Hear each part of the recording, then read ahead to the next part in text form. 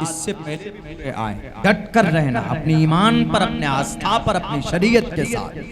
आज शरीयत से हमारा रिश्ता कमजोर हो गया, इसीलिए योगी मोदी कुछ बोलता है तो डर जाते, अमेरिका कुछ बोलता है तो डर जाते, इसराइल कुछ बोलता है तो डर जाते। नहीं, ऐसे वक्त में हस्बुल्लाहु व निअमल वकील, मेरे अल्लाह से बड़ा कोई नहीं।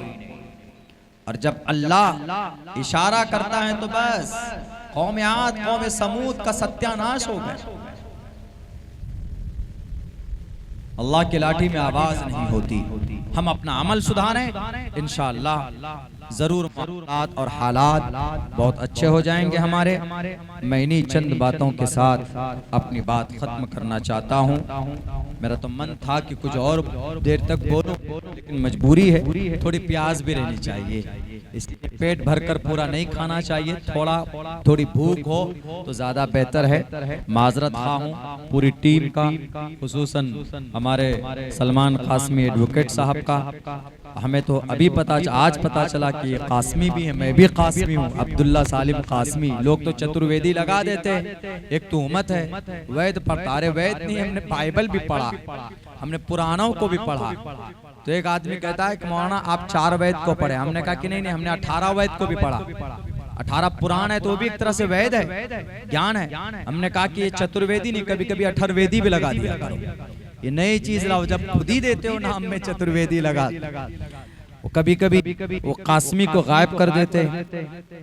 आज भी गायब है फजीलत शेख अब्दुल्ला सालिम चतुर्वेदी हफिज़हुल्लाह अररिया बिहार कासमी।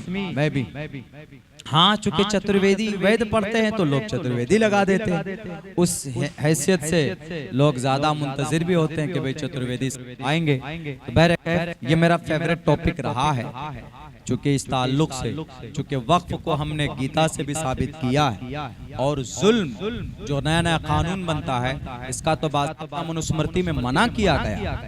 जब चतुर्वेदी की बात आए तो 3 मंत्र और सुना देता हूँ। देखिए, राजा तु धर्मस्य तु स्यात् प्रजानाम चोपकारका। राजा को चाहिए कि ऐसा कानून ना बनाए जिससे आवाम को परेशानी। कैसा बनाना चाहिए? राज्यं धर्मेण यो भारतस् राज्यनात्। इसमें हकीकी राज वही है जो प्रजा के हिसाब से कानून बनाता है, अवाम के हिसाब से कानून बनाता है। अवाम के हिसाब से, अपनी कुर्सी के हिसाब से नहीं, अवाम के हिसाब से। यानी प्रजा को क्या चीजें अच्छी होनी चाहिए, इनको फायदा पहुंचना चाहिए, वैसा कानून बनाना चाहिए। थोड़ी देर की बात है, वैसा कानून बनाना चाहिए। तो देखिए क्या है, क्या कहा? राज्यम धर्मेण यो भारतस् राज्यनात् यज्ञ स्मृता। राजा को ऐसा कानून बनाना चाहिए जिससे आवाम को फायदा पहुंचे। राजा तो धर्मस्य तो स्यात् प्रजानाम चोपकारक। ऐसा कानून नहीं बनाना चाहिए कि जिससे लोगों को नुकसान पहुंचे। अगर कोई राजा ऐसा कानून बनाता है जिससे लोगों को कष्ट होता, लोगों को, हिंदू मुसलमान ने कहा, लोगों को कहा क्या? जानरपति प्रजा दुख दाता, सोनर तुरत नरक महु जाता। जानरपति प्रजा दुख दाता, और जो प्रधानमंत्री जो लाल बुजक्कर समझते हैं जी, समझिए इशारों में, उत्तर प्रदेश के हमारे लाल बुजक्कर साहब, वो हमारा प्रोग्राम नहीं होने देते उत्तर प्रदेश में। कहीं कहीं जहां उनके प्रशासन को पता चलता है तो बंद करवा देता है, कहता है कि ये मौलाना आएगा तो नहीं होगा प्रोग्राम, बंद। कुछ जगहों पर छुप कर हो भी जाता, तो इसीलिए हमने नाम बदल दिया। हमने कहा कि हमारे रेस्पेक्टेड सीएम साहब का नाम लाल बुजक्कर रखते हैं, तो लाल कपड़े में रहते हैं, तो लाल बुजक्कर साहब। तो क्या कहा? जानरपति प्रजा दुखदाता। जो राजा, जो प्रधान, किसी पर भी फिट आ सकता है। ये जानरपति किसी पर भी, गांव के मुखिया पर भी फिट आ सकता है, सरपंच पर भी फिट आ सकता है, प्रधानमंत्री पर भी फिट आ सकता है, अमित शाह पर भी फिट आ सकता है, किसी पर भी फिट आ सकता, मुझ पर भी फिट आ सकता। जानरपति प्रजा दुखदाता, सोनर तुरंत नरक महु जाता। जो जिम्मेदार ऐसा कानून बनाता है कि जिससे दुखदाता, लोगों को दुख पहुंच जाता है। जैसे दुख पहुंचा, पहले CAA पे कानून बना, सिटीजन अमेंडमेंट एक्ट, आवाम को दुख पहुंचा। भारत का संविधान के खिलाफ बना, NRC के ताल्लुक से प्रोटेस्ट हम लोगों ने किया। फिर तलाक का मामला आया, उसके अंदर भी आर्टिकल 14, आर्टिकल 15, वकील साहब ज्यादा जानते हैं, article 14 equality before law, the equal protection of the laws within the territory of India. Article 15 prohibition of discrimination on grounds of religion, धर्म के आधार पर कानून नहीं बन सकता। और देखिए आर्टिकल नंबर 25 जिसमें मजहब की आजादी है, freedom of conscience and free profession and practice propagation of the religion, धर्म की आजादी है। अब तलाक तो हमारा धर्म का मामला है ना, वो अलग मामला। हमारे में मसलकन कुछ इख्तलाफात हैं, मसलक में वो अलग मामला है, वो हम देख लेंगे। लेकिन बिल्कुल तलाक के ऊपर बैंड, हाँ तलाक का मिसयूज हम लोग कुछ लोगों ने किया है मुसलमानों में, उसकी इस्लाह के ऊपर कानून लाइए। बिल्कुल अगर कोई अपनी बीवी को तलाक देगा तो चलो जेल में 3 साल, और 3 साल जेल में जाएंगे और ये कहेंगे कि नहीं जनाब जेल में रहेंगे, जेल से खर्चा भी भेजना पड़ेगा, बैरक है। वो कानून बनाए खुसूसन मुसलमानों के लिए। उसके बाद UCC uniform civil code Uttarakhand में लागू हो गया। 4 शादी अलाउ नहीं, एक ही शादी वो भी रजिस्टर्ड करना होगा सरकारी दफ्तर में, वरना मानी नहीं जाएगी। 4 शादी को उन्होंने अवैध करार दिया। कौन 4 शादी करता है? कोई 4 शादी शौक से करता है? मुझे बताए कोई। कानून सिर्फ ये बनाया कि एक शादी करेगा, उसमें ये भी जोड़ना था कि जो एक शादी करना जरूरी होगा, सबको करना पड़ेगा। लेकिन नहीं बनाया ऐसा। क्यों ऐसा बनाता? योगी जी पूछाते, उनको करना पड़ता। उसमें एक चीज और भी जोड़ना था कि हाँ शादी करेगा अगर कोई तो उसको बीवी के साथ पूरी जिंदगी गुजारना होगा। ये तो जरूरी होना था ना। ऐसा थोड़ी कि शादी कर ली जाके वहां बैठ गए कलकत्ता में, ऐसा भी कानून नहीं लाया। क्यों? अगर ऐसा कानून लाता उत्तराखंड का CM, हमारे प्रधानमंत्री जी फंस जाते। उन्होंने अपनी बीवी को छोड़ा हुआ, अपने मन से कानून बना रहे, जो मन में आ रहा वो कानून बन रहा, बैरक है। तो ये जान नरपति पर जा दुख दाता, सो नर तुरत नरक में हो जाता।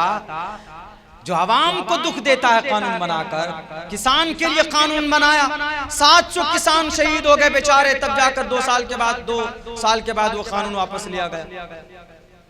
तो ये दुख देना हुआ ना। और दुख देने वाला जो होता उसके लिए क्या है? सो नर तुरत नरक में हो जाता, हमेशा फाइनल डायरेक्ट वो नरक में जाएगा। इधर मरा उधर नरक में पहुंचा। अभी तो पता नहीं चलेगा। जो लोग इस तरह के कवानीन बना रहे हैं, जो आवाम को तकलीफ दे रहे हैं, मरने के बाद बहुत बुरा हश्र उनका होता। इस्लाम में भी ये कॉन्सेप्ट है, अगर आप किसी को तकलीफ देंगे तो आपको नेकियों से उस तकलीफ का मुआवजा देना होगा मरने के बाद, हुकूकुल इबाद में गड़बड़ी करने की वजह से। बैरक है। एक और अशलोक है जिसमें बहुत अच्छी बात कही गई। क्या है? समगच्छादवम। ये RSS की जहां ट्रेनिंग होती वहां पर ये पढ़ाया जाता है, वहां पढ़ते हैं ये मंत्र बहुत अच्छा है, ऋग्वेद का मंत्र। समगच्छादवम संवदत्वम समवो मनानसी जानताम। इसका मतलब मैंने आज तक जितने भी मंत्र श्लोक पढ़े हैं, इसका मतलब हमको आज तक सबसे अच्छा लगा। सबसे समगच्छादवम संवदत्वम समवो मनानसी। समगच्छादवम, एक साथ सोचो, एक साथ अकल रखो, एक साथ बोलो, एक साथ अकल रखो, एक साथ चलो। कितनी बड़ी इंसानियत है बताइए, कितना बड़ा पैगाम आज के नफरती चिंटू के लिए। समगच्छादवम संवदत्वम समवो मनानसी जानताम। लेकिन आज एक साथ नहीं, आज तो बांट रहे हैं ना एकदम बिल्कुल अलग अलग। मीडिया वाला अलग बांट रहा है, सोशल मीडिया वाला अलग बांट रहा है, फेसबुक में अलग बांटने की बातें चल रही है। मस्जिद है, मदरसा है।